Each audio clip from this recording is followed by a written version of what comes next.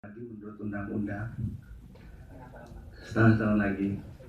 Uh, saya tadi menyimak dengan penuh seksama dan mencatat berbagai hal bahwa ternyata benar kata orang-orang di kampung saya dulu.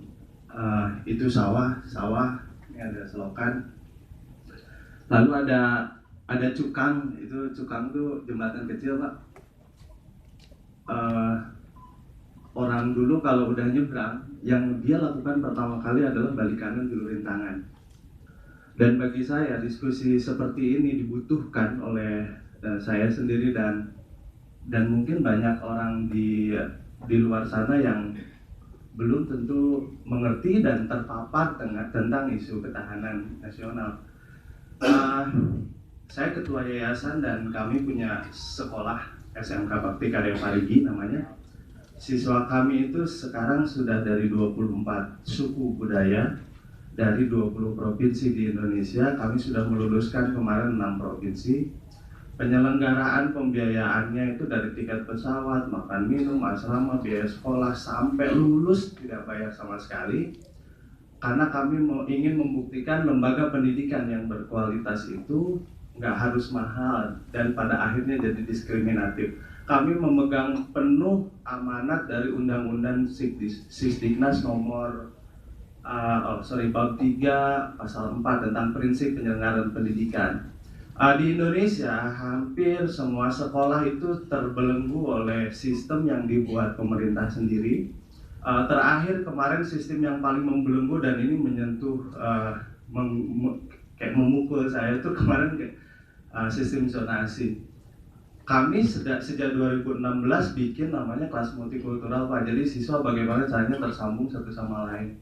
Karena ketahanan nasional apapun bentuknya tanpa ada kesadaran berbineka itu semuanya omong kosong. Bhinneka Tunggal Ika, Pancasila, NKRI, Undang-Undang Dasar itu semuanya di atas kertas dan kadang-kadang kita terlalu banyak berdiskusi soal itu. Lupa bagaimana mengimplementasikan ini di sekolah. Sekolah sekarang faktanya banyak sekolah yang bagus tapi mahalnya minta ampun. Dan itu terjadi di Jakarta dan kota-kota lainnya. Bagi orang yang mau menembus SNPTN saja, upaya yang diperlukan itu upaya-upaya yang tidak terdampingi di sekolah. Bayangkan Bapak Ibu semua, saya orang kampung di Pangandaran. Orang Pangandaran sendiri pada saat ditanya lulusan SMA, pernah kenal orang mana yang paling jauh, itu cuma kecamatan sebelah.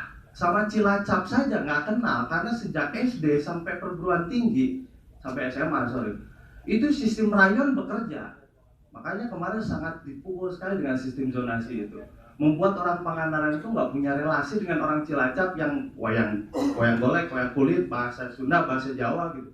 Tapi di sana hajatan lampunya kelihatan, orang tuh nggak ada yang datang ke sana. Yang lebih konyol aja adalah sistem pendidikan kita ini sama sekali menutup rapat partisipasi publik. Bayangkan, adik saya sendiri S1 lulusannya. Begitu saya tanya, mana yang bisa ngadodol tuh? Itu jawabannya tidak bisa. Karena setiap kali ada tetangga hajatan, sekolah wajib hadir. Bagaimana dia mau bantu tetangganya? Dan ini juga diikuti pada saat orang bercocok tanam, ngasep, tandur, itu nggak pernah terlibat siswa di sekolah sampai S1. Karena sistem pendidikan nggak mengizinkan itu. Yang lebih menyedihkan adalah pada saat ada orang hajatan sekarang, air minum saja beli, Pak. Nggak ada tuh gotong royong itu sudah hancur. Metode-metode yang ada di masyarakat itu metode-metode bagus, itu perlahan mencabik-cabik rasa kebudayaan kita. Contoh simpel sederhana begini, 40 tahun yang lalu ternyata setelah saya telusuri, metode penanganan sampah yang diikuti oleh masyarakat itu bikin lubang di belakang rumah. Setelah itu sampah masuk ke situ, setelah 1 bulan ditutup, dikasih pohon pisang, sampingnya dibikin baru gitu. Metode itu sampai sekarang berjalan di masyarakat, Pak. Problemnya adalah sampahnya berganti. Dan pada saat sebelum 1 bulan, keburu kehujanan, sampahnya kemana-mana. Jadilah bencana ekologis berikutnya.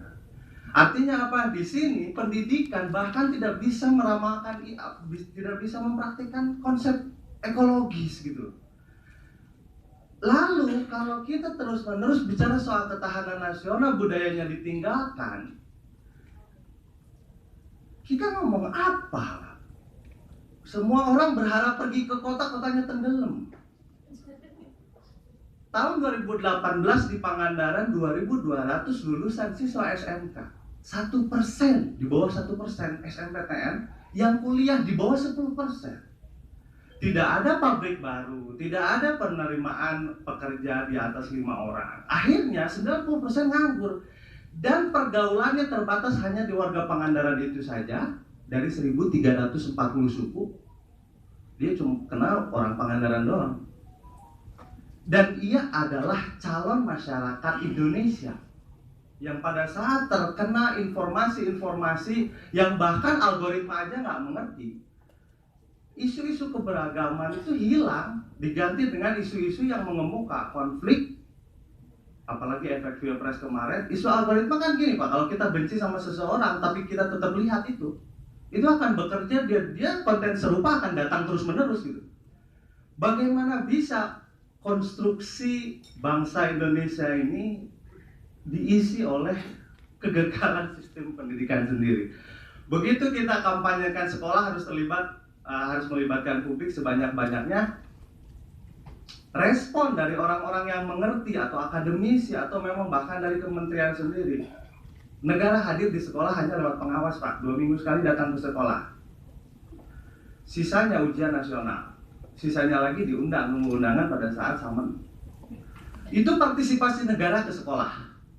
Duitnya bentuknya per kepala sekolah, per kepala siswa. Mau di Papua, mau di Jakarta, SMK jatahnya 1.600.000 per kepala per tahun.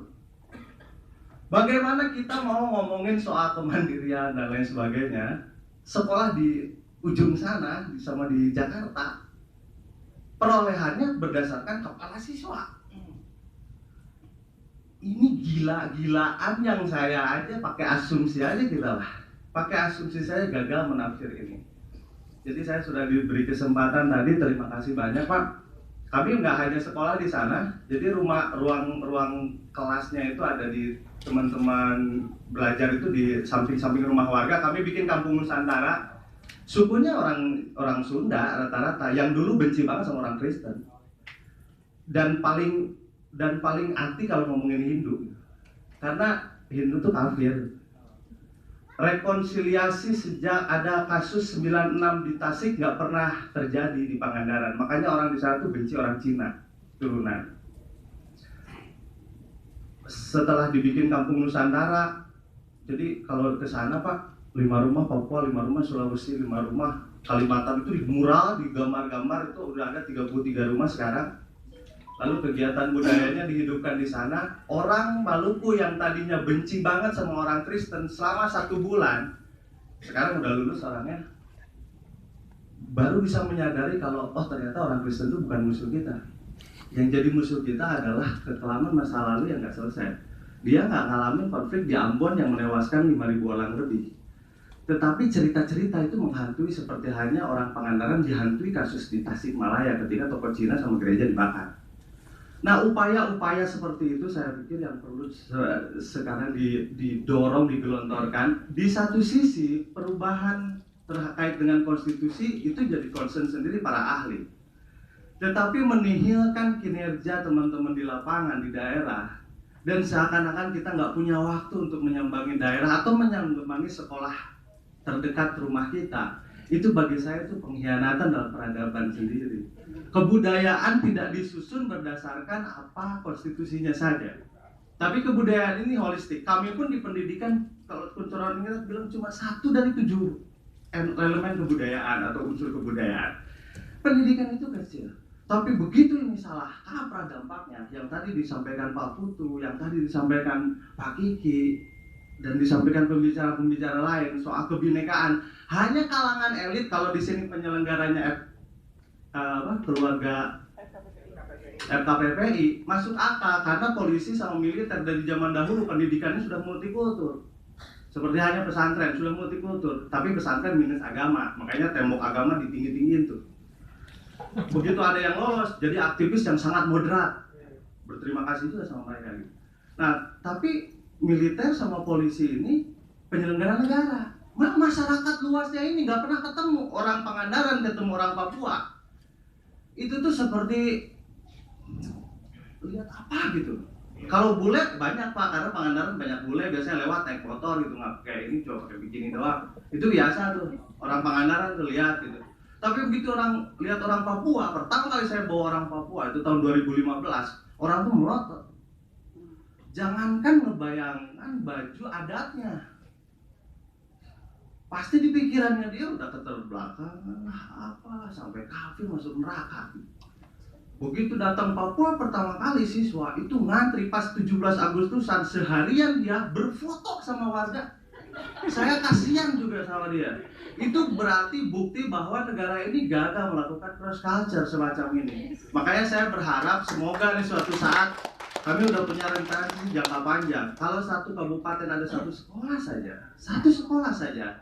Saya cuma bisa ngebayangin di Aceh Barat Daya ada siswa-siswa dari Merauke atau dari Sulawesi itu belajarnya di Garut gitu, atau orang Pangandaran deh belajar di Halmahera gitu. Biar Indonesia tuh lengkap, minimal ada jembatan penghubungnya.